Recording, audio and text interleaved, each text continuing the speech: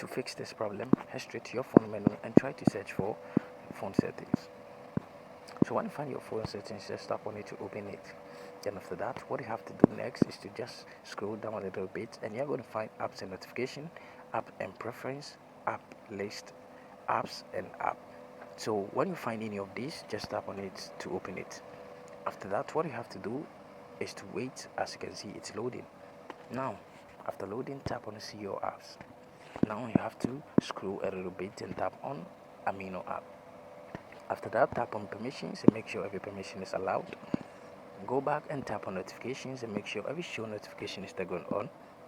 Now go back and tap on storage and cache, then tap on the clear cache. Go back and tap on mobile data and Wi-Fi or mobile data and restrictions, which depends on the phone you are using.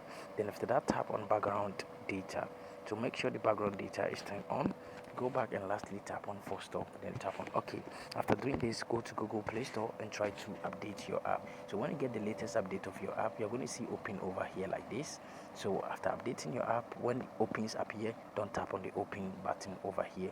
But what you have to do is to restart your device. So now tap your power button for some while and you are going to see this restart. So tap on the restart and tap on OK, and this problem is going to be fixed. See you in my next video. Don't forget to share this video, comment, and also subscribe to the channel.